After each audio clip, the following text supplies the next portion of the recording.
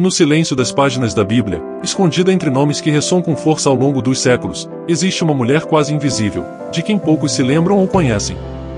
Uma mulher cujo papel, embora discreto, moldou significativamente o destino de Israel, dando origem a duas tribos essenciais para o povo escolhido por Deus.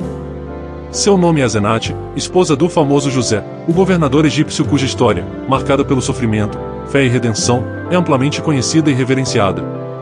É curioso notar que, enquanto José ocupa um lugar de destaque na narrativa bíblica, sua esposa permanece nas sombras, praticamente esquecida pelas gerações que vieram depois. A Bíblia a menciona poucas vezes, quase como um detalhe secundário. Ainda assim, esse detalhe desperta perguntas profundas, especialmente sobre quem foi realmente essa figura feminina tão relevante, mas tão silenciosamente retratada nas Escrituras.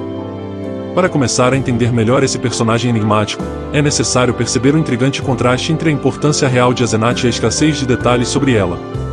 Ela não foi simplesmente uma esposa comum, mas alguém diretamente ligado à promessa de Deus feita a Abraão, que determinou a existência e o futuro de Israel. De fato, a história bíblica destaca que, por meio de Asenate, nasceram Manassés e Efraim, dois filhos cuja importância transcendeu sua própria época, projetando-os ao centro das bênçãos patriarcais e ao futuro do povo hebreu. Então, por que um papel tão significativo não gerou mais menções ou registros bíblicos? Por que a história preferiu mantê-la discretamente nos bastidores, deixando gerações de leitores curiosos sobre sua vida e suas crenças pessoais? As respostas talvez não estejam totalmente claras nas Escrituras, mas existem antigas tradições, interpretações judaicas e até textos apócrifos que lançam alguma luz sobre essa mulher esquecida. Enquanto nos aprofundamos nessa fascinante história, devemos lembrar que nem sempre os personagens centrais são os únicos responsáveis pelas grandes transformações. Às vezes, são justamente aqueles que passam despercebidos que carregam o peso das mudanças mais significativas. Asenate foi exatamente assim, silenciosa, discreta, mas determinante. Quem era, afinal, essa mulher misteriosa que, saindo das sombras da história, se tornou uma figura essencial para a formação espiritual e física de Israel? Para compreender quem foi, precisamos voltar a José e ao Egito, onde tudo começou. Segundo o livro de Gênesis, José ainda era muito jovem quando foi levado como escravo ao Egito, vendido pelos próprios irmãos. Lá, acabou na casa de Potifar, um alto oficial do faraó. Rapidamente, José começou a se destacar, não apenas por sua incrível capacidade de administração, mas especialmente por sua honestidade e integridade moral. No entanto, sofreu uma grande injustiça quando a esposa de Potifar o acusou falsamente, o que fez com que José fosse preso. Mesmo na prisão, José não se deixou abater. Demonstrou sabedoria ao interpretar corretamente os sonhos de outros prisioneiros. Foi justamente essa habilidade que fez com que se lembrassem dele quando o faraó teve sonhos perturbadores que nenhum sábio egípcio conseguia decifrar. Chamado à presença do faraó, José revelou o significado dos sonhos, e viriam 7 anos de abundância seguidos por 7 anos de seca e fome. Impressionado com a sabedoria e o dom profético de José, o faraó o libertou imediatamente e lhe concedeu um alto cargo no governo do Egito. José passou a ser conhecido pelo nome egípcio Zafenate Paneia. O faraó também lhe deu Asenate como esposa. Sobre Asenate, a Bíblia não oferece muitos detalhes, mas sabemos que ela era filha de Potífera, um sacerdote da cidade de On, conhecida pelos gregos como Heliópolis. Essa cidade ficava perto da região onde hoje está o Cairo, no delta do rio Nilo, e era um centro importante de culto ao deus Sol, Ra. Curiosamente, o nome do pai de Asenate, Potífera, significa presente de Ra. Assim, fica claro que Asenate cresceu em um ambiente marcado pelo politeísmo egípcio e pelas tradições religiosas ligadas ao culto ao Sol.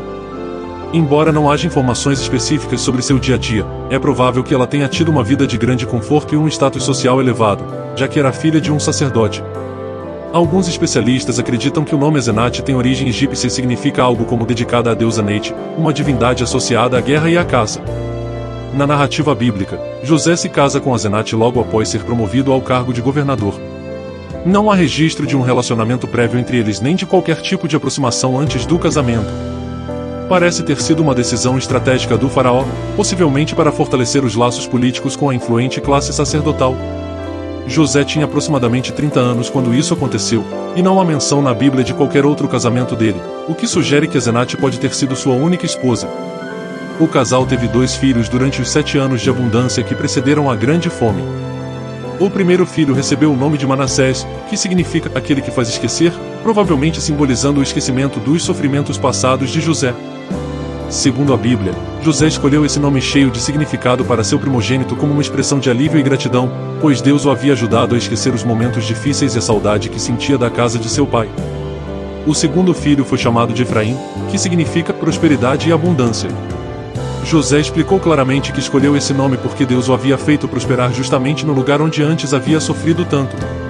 Esses nomes não eram apenas palavras bonitas, mas uma forma viva de José expressar sua esperança e gratidão, apesar de viver longe de sua família, em uma terra completamente estranha.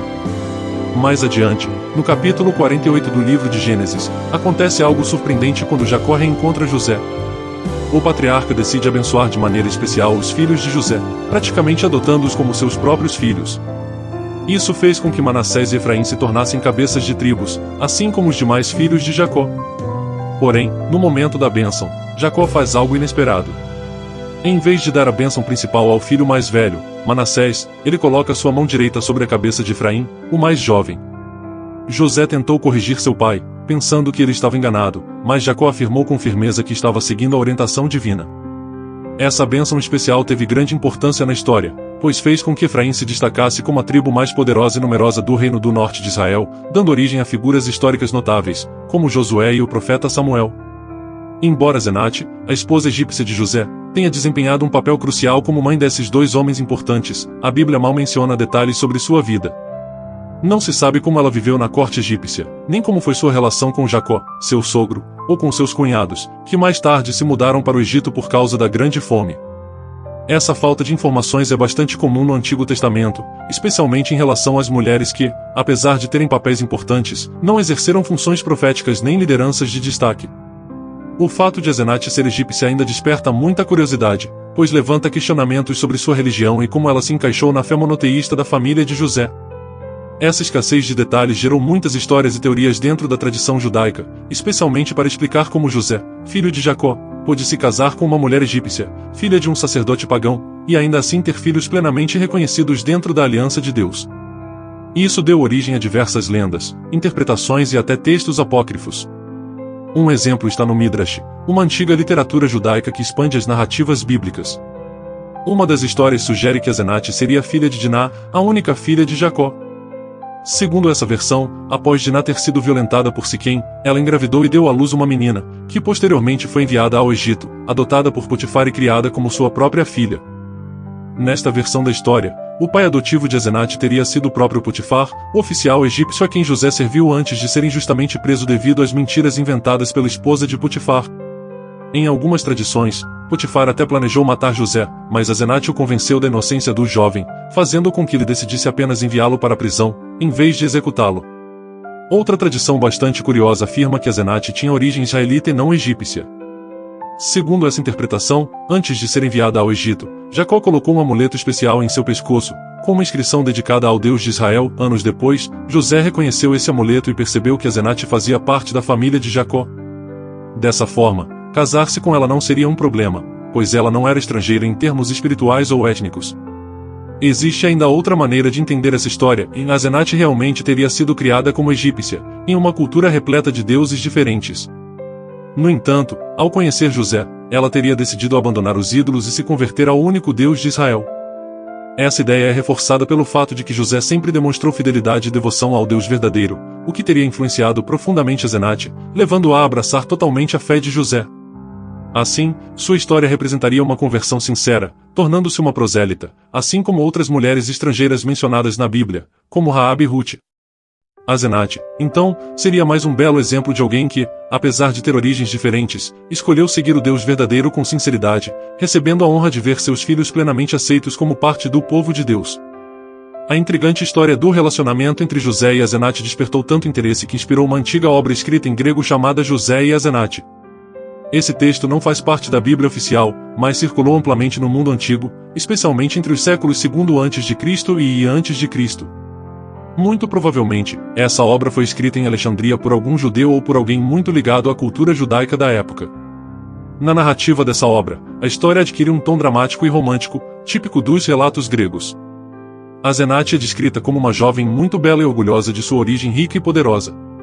No início, José mantém distância dela justamente porque ela adorava deuses estrangeiros. No entanto, pouco a pouco, Asenate começa a admirar profundamente o caráter e a fé de José. Ela passa por um período de reflexão, oração e jejum, arrependendo-se sinceramente de suas antigas práticas religiosas. Finalmente, Asenate renuncia aos deuses egípcios e se converte completamente ao Deus de Israel, permitindo assim seu casamento com José. Na segunda parte dessa narrativa apócrifa, surge um conflito ainda maior. O filho do faraó se apaixona por Asenate e tenta eliminar José. A trama, então, se torna ainda mais intensa, cheia de perseguições e reviravoltas, culminando na morte do príncipe e na inesperada coroação de José como faraó. É claro que esses detalhes vão muito além do que está escrito na Bíblia, mas mostram como a história desse casal sempre fascinou e inspirou muitas pessoas ao longo do tempo. A história de José e Asenate contém elementos que lembram uma trama de romance épico, possivelmente criada para refletir sobre questões importantes para o povo judeu durante o período helenístico. Temas como os desafios dos casamentos entre culturas diferentes, a importância do arrependimento pessoal e o papel do povo de Israel em meio a nações estrangeiras ganham destaque nessa narrativa. Apesar disso, é fundamental entender que esse relato não fornece informações históricas precisas sobre a verdadeira relação entre José e Asenate. Ainda assim, como um documento antigo, ele é valioso para compreender como o pensamento judaico e sua literatura evoluíram durante a diáspora. Se voltarmos às tradições rabínicas, especialmente às interpretações midráshicas, encontramos ainda mais clareza sobre as preocupações dos líderes religiosos da época. Eles buscavam explicar como Manassés e Efraim, filhos de Asenate, puderam receber bênçãos tão significativas a ponto de se tornarem líderes das tribos de Israel. Independentemente da versão que considera Asenate uma descendente direta de Israel ou aquela que a vê como uma convertida ao judaísmo, o objetivo é o mesmo, em demonstrar que Deus estava cuidando de cada detalhe para garantir a pureza e a continuidade da família de Jacó. Entre essas interpretações, a mais lógica e compreensível é, sem dúvida, a que mostra Asenate se convertendo à fé israelita. Afinal, é perfeitamente razoável imaginar que, ao ouvir as histórias de José sobre as promessas de Deus, ela tenha decidido abandonar suas crenças anteriores para abraçar a fé no Deus de Israel. Por outro lado, tentar provar que Asenate tinha origens israelitas soa um pouco mais fantasioso e forçado. Independentemente dessas diferenças, o essencial é reconhecer que a vida de José sempre foi guiada pela mão divina.